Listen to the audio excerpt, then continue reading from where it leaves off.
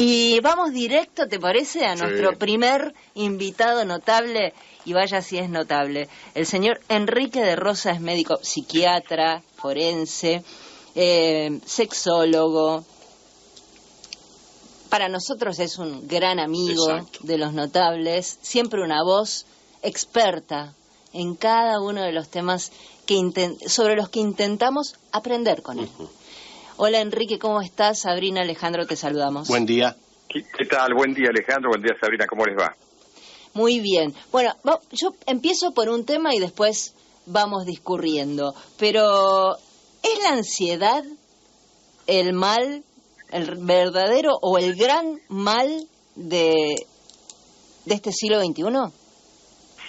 Y de alguna manera lo que se exterioriza sí, habría que quizás preguntarse o a ir quizás más en profundidad si no se trata de una cuestión más ligada a nuestra dificultad de adaptarnos a un mundo que cambia quizás a mayor velocidad de lo que nosotros podemos adaptarnos, pero sí, claramente los índices de ansiedad en el sentido común, después veremos si es un tema de ansiedad como patología específicamente, diagnosticable y demás, pero la ansiedad, el estrés son los males eran los males del siglo XX al final, pero claramente en el siglo XXI la ansiedad y acompañada de una especie de primo que es la depresión se está instalando como realmente las reales epidemias de la época.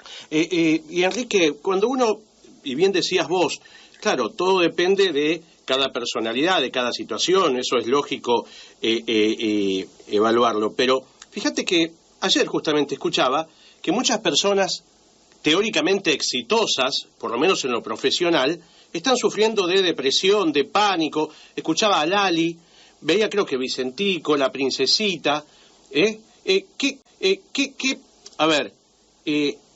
¿Estamos preparados para llevar adelante la vida que hoy nos toca o de alguna u otra manera se potencia esto de la ansiedad, de la depresión, del desequilibrio emocional? Mira, Alejandro, creo que vos tocás un punto muy importante, mucho más desde un medio, porque a veces algunas personas creen que los ricos y famosos, por así plantearlo, no padecen de enfermedades mentales, y por eso es tan importante también que las figuras en la Argentina y en el mundo, ¿no? Está pasando en el mundo muchísimo, que salen a hablar de sus males. Exacto. Salen maniobras de marketing o realidad, pero es muy interesante porque ya la gente deja de imaginar uno desde el sano imaginar que es algo que le pasa a los otros y que en realidad si uno estuviese en otra posición económica o de mayor éxito, mayor reconocimiento, sería de otra manera.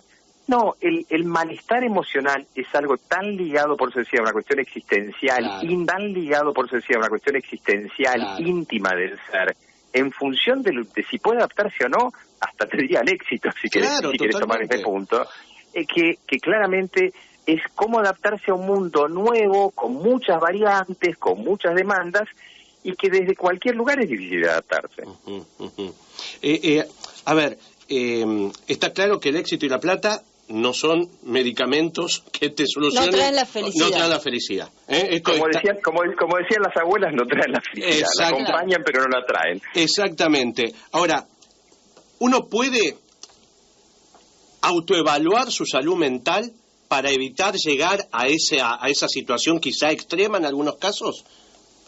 El primer punto, más que quizás llegar, es asumir que es una condición de la existencia humana, y ahí sí nos vamos al pasado, es decir, a todo lo que nos gusta la literatura, la filosofía, hemos abrevado la redundancia.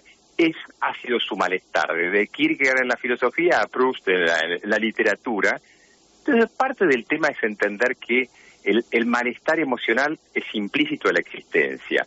El tema es cuando se nos hace insoportable, cuando nos paraliza en lo concreto y nos produce una serie de dificultades. Y ahí tu pregunta, ¿uno puede evaluarse? Y en muchos casos no, y eso es parte del problema. Y en muchos casos no es solamente un tema de ver si ve a un profesional, sino que tiene que ver con la red de contención que ha hecho. Tiene que ver mucho más con algo que en la medicina desde hace mucho tiempo pasa a ser la mejor inversión, que es la prevención. Entonces, en vez de ver cómo ya estoy en tal situación, el otro día yo publicaba que el gobierno de Estados Unidos sacó, es decir, la misma asociación, no el gobierno, perdón, el gobierno luego se adapta, que sacan las normas preventivas para cánceres de mama, de todas las cuestiones de detección temprana, dice que que hay que empezar a detectar tempranamente en gente sana ansiedad y depresión, porque son las nuevas epidemias. Entonces, parte del tema es no esperar que se manifieste, sino empezar a buscar tener, en vez de pensar cómo no estar mal, empezar en fomentar una vida de buena calidad. Y ese bienestar emocional, o esa vida de buena calidad, o esa salud mental integral, ¿depende de qué?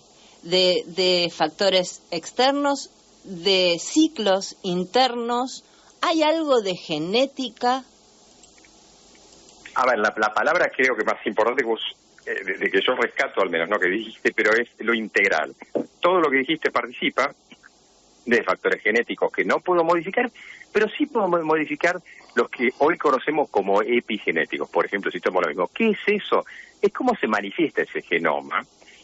Si no, hoy sabemos que el estrés, los tóxicos, la alimentación y todo eso modifica hasta la expresión genética. Entonces, volviendo para atrás tu planteo, es algo que yo puedo trabajar, y sí puedo trabajar desde la dieta, desde cuánto sol tomo, de cómo me alimento, de mis niveles de estrés, de si consumo o no tabaco o alcohol. Es decir, puedo abordarlo desde cuestiones puramente ambientales, físicas, nutricionales, y luego también finalmente las emocionales, interpersonales. Pero es un conglomerado que tiene que ver con la integralidad de la existencia. Y ahí es donde uno puede darse cuenta que la salud es tan importante que no puede estar solamente delimitado a los profesionales de la salud, sino que tiene que ser algo propio de la persona. Claro, ¿no? claro. Ahora convengamos, doctor, que en países como el nuestro, en crisis permanente, estamos mucho más expuestos quizá, ¿no? Claro, bueno, pero si usted lo toma es como si dijese el Paraná o el aire que tenemos, el Paraná o el aire que tenemos en Rosario o en Buenos Aires. De hecho es así. Sí. Estamos respirando un aire contaminado. Y sí, nosotros estamos respirando un aire psicológico, emocional contaminado desde hace muchísimo tiempo. Y parte de eso es lo que hay que asumir también con el malestar, ¿no? Si dijese vivir en Buenos Aires, no necesariamente en el centro, implica hasta un trauma acústico, ¿no? Hasta una violencia. Y cuando uno se hace cargo de todos esos factores, también empieza a entender que tiene que doblegar los esfuerzos para tener la mejor calidad de vida posible. No sé si buena, pero empezar a cómo contrarrestar ese malestar. En realidad hablaste vos de ansiedad, depresión, estrés, como las nuevas epidemias o los males de este siglo XXI. Y quiero preguntarte en cuánto impactan allí las adicciones. Y bueno, es que, Sabrina, ese es el tema. En realidad, la que después tenés, yo hoy estaba leyendo el caso de Joaquín Sperani, el que lo matan y demás, y uno empieza a darse cuenta que todas estas historias que terminan hasta en casos forenses, y uno lo ve cuando trabaja estas cuestiones, empezaron previamente en situaciones mínimas, ¿no?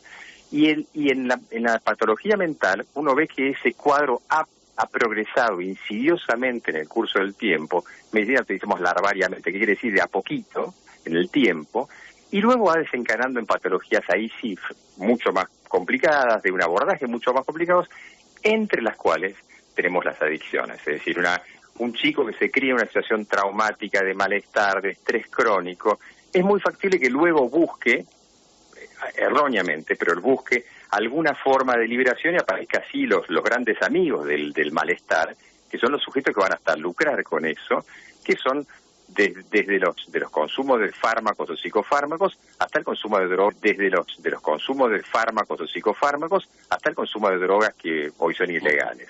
Pero sí está muy absolutamente ligado. Y vos hablas de que hoy hay un modelo de poliadicción. Sí, hoy, bueno, el otro día estábamos viendo el tema de la silacina y fentanilo. Yo hace años el fentanilo era algo hasta ajeno a nosotros.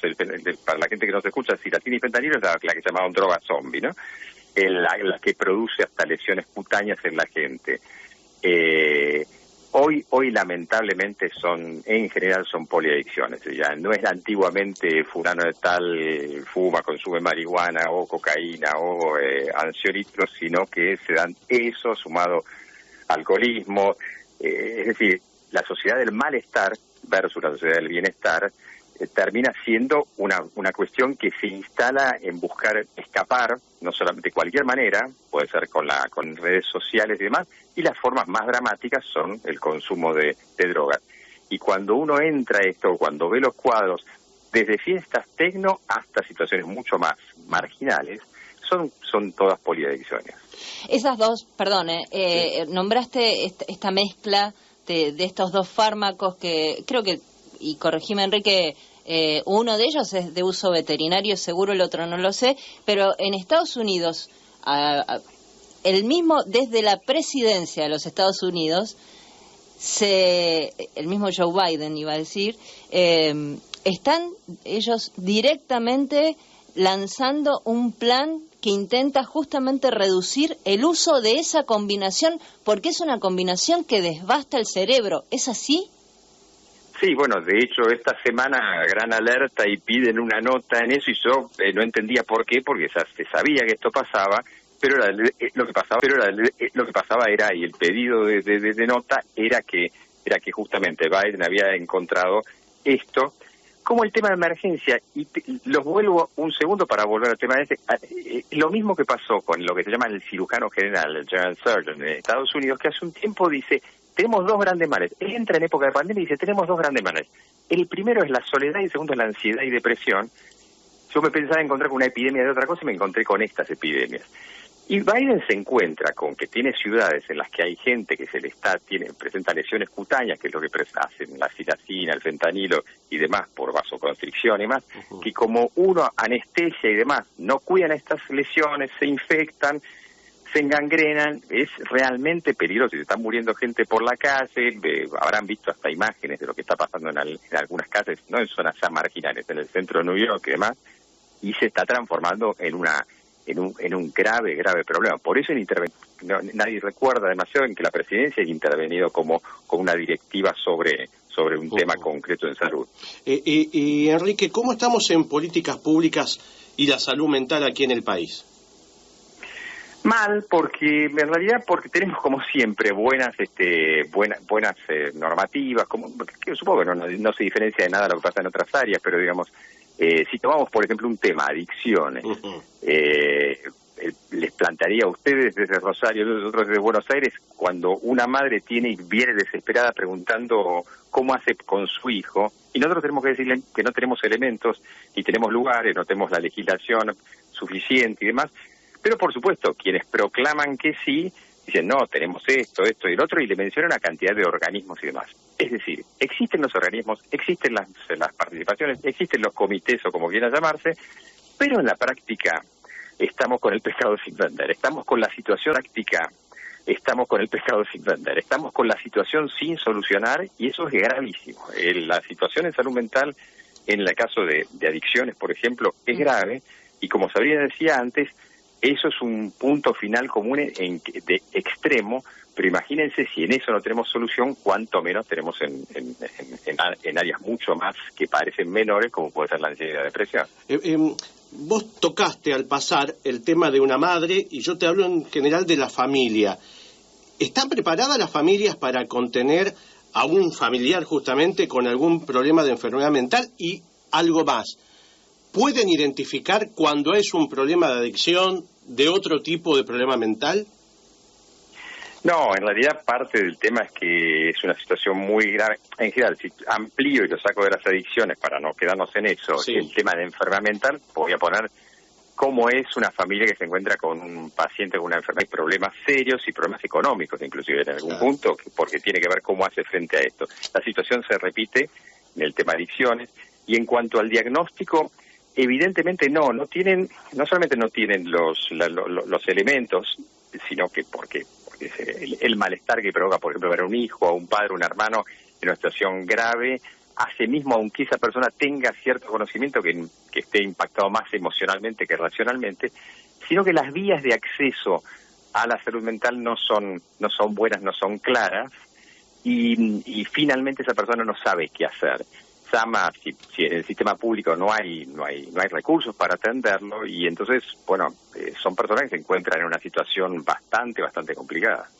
Seguramente, y a nosotros nos pasa, o por lo menos me hago cargo, a mí me pasa, habrás escuchado vos que estás del otro lado, o a lo mejor también te pasa a vos, y el doctor Enrique de Rosa, y el doctor Enrique de Rosa en el consultorio, esto de que alguien llegue y diga, estoy agotado, no doy más, ya no tengo más energía, estoy agotado física y mentalmente. Este cansancio, esta fatiga, ¿le damos la dimensión que realmente puede tener y está subdiagnosticado, digamos? Totalmente. Bueno, ustedes les agradezco que me hayan presentado como un amigo y por eso estoy tan contento de poder hablar con ustedes, porque realmente es un placer, ¿no?, escucharlos. La astenia, la fatiga, es un síntoma de manera cardinal hoy del malestar. ¿Y cardinal qué significa? Que es un síntoma central porque lo encontramos en gente que obviamente no cree tener un problema mental, que en realidad no lo tiene como con esta cuestión de culpógena, ¿no? Si tengo un problema mental debe ser que algo no funciona mal en mí, sino que cuando tenemos el famoso burnout, el laboral, cuando tenemos el no doy más, la gran resignación que se llama en el mundo post-pandemia y demás, esa gente, o cuando tenemos juventud que no sabe qué hacer, pero sobre todo una cuestión de falta de voluntad, falta de mucho cansancio físico, mucho cansancio mental, falta de tener ideas que uno trata, bueno, pero vos haces esto del otro, y esa gente se angustia más. La astenia, la fatiga es hoy, si casi lo podemos poner por delante como manifestación, pero de estos cuadros de estrés, ansiedad, depresión. Por eso hoy ponerle el título al cuadro, si es ataque de pánico, si es esto o del otro, no es lo que sirve, sino ir a la idea, y por eso he repetido la palabra de malestar, de estar mal, porque una de las formas una que se manifiesta es no tener fuerza para nada, ni psíquica, ni emocional, ni física. Claro, o sea, y no encontrarle la vuelta, no encontrar el sentido. Digo, si algo tenemos en la vida es el sentido de perder el sentido, claro. Es que justamente, ese es el origen. Por eso empecé la crisis existencial. Cuando vos perdés el GPS, claro, cuando una persona que no conoce a Rosario lo tiran en Rosario y no tiene forma de orientación, ¿a dónde va? Como se dice en náutica, todos los vientos son malos. Todos los caminos llevan a un mal lugar, porque encima casi, y ahí es donde la depresión, que nos iríamos a un terreno casi filosófico de la mente, tiene un valor protector, porque mal o bien nos paraliza, y por eso interviene la depresión, en un momento en que si hacemos algo podemos dar un paso en falso al precipicio. Entonces, ¿cuál es la situación? La gente está o ansiosa moviéndose y chocando con cosas, o paralizada y queda ahí estancada, cosa que uno ve hoy en la consulta. Trata, por ejemplo, con jóvenes de 20 y largos, ya 30 y algo, que vienen desde la adolescencia sin encontrar un punto de anclaje, y es muy angustiante porque esa persona en realidad está tratando de resolver cuál es su identidad existencial, es decir, básicamente, cuál es el sentido de su vida. Y siguiendo con este tema que también imagino tiene que ver con no sé, una época, el modo de vida que estamos llevando, la coyuntura, la tensión o de hiperactividad, se mira a los niños. ¿Lo estás viendo cada vez más en adultos? Y si es así, ¿qué cosas hacemos sin darnos cuenta que fomentan esta hiperactividad y este déficit de atención? Veo que Oscar les pasó todas mis últimas notas, pero digamos, las cuales, una de ellas, bueno, justamente era el tema en el mundo está apareciendo como una cosa muy interesante, algo que hace tiempo veníamos notando, y es adultos que no tenían diagnosticado un déficit de atención, y que en realidad el buen diagnóstico en el adulto, que había pasado por alto en una etapa de hace unos cuantos años, en la infancia, hoy les cambia la vida. Por eso, algo que ustedes plantearon antes, estar atento, cómo uno se puede dar cuenta y demás. El diagnóstico temprano o el abordaje temprano, aún en una situación de conflicto, es lo que puede solucionar. Cuando uno encuentra un adulto en estas situaciones, a veces cree que la falta de conflicto es lo que puede solucionar. Cuando uno encuentra un adulto en estas situaciones, a veces cree que la falta de concentración o la falta de ganas o el multitasking tan utilizado hoy es parte de su personalidad, o en realidad es una persona sin voluntad y demás. Y cuando uno hace pruebas neuropsicológicas y diversas que hay para un déficit de atención, que son casi protocolares cuando uno puede pensar en ansiedad y depresión, encuentra que no, que está agregado un déficit atencional. Y ahí sí, un tratamiento psicoterapéutico y a veces farmacológico ayuda, y el mal tratamiento, tomándolo como una depresión, empeora. Por eso el tema del buen diagnóstico es, a veces, qué no hacer, ¿no? Como decía como decía Galeno, es que el primero no dañar, ¿no?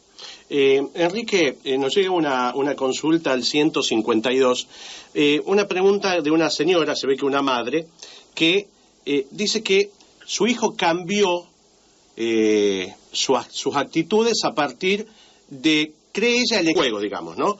¿Esto puede afectar mentalmente el exceso de esos juegos quizá violentos? Sí, ahí hay dos cuestiones, Alejandro. Una es el tema de las adicciones que se llaman comportamentales. Una de ellas es la tecnoadicción y demás. Y la otra es que, evidentemente, la violencia es imitativa. El famoso fenómeno del copycat que existe en el área forense, existe en todos nosotros. Y cuando uno está constantemente acostumbrándose a matar, por eso, o a generar actos de violencia, el problema es que banaliza la violencia y forma parte del propio aparato psíquico, ¿no? No, es un tema que hace muchísimos años se hablaba, cuando empezaron el tema en los estudios sobre televisión, sobre series televisivas, era importante. Imagínense ahora que la posibilidad de acceso a redes y demás es tanto más grande, y por videos de todo tipo uno puede ver cualquier cosa, o juegos en los cuales esté analizado. Obviamente en una persona que está construyendo su personalidad, como es un adolescente, como es un niño, y esto pasa a ser parte constitutiva de su estructura psíquica. Claro. Enrique, muchísimas gracias, como siempre, muy claro, espectacular. Aprendemos mucho y creo que hacemos pensar a la gente que es fundamental en este tipo de cosas. Abrazo muy grande y gracias. Un abrazo para ustedes, gracias por darme esta oportunidad. No, es un placer. Enrique de Rosa, médico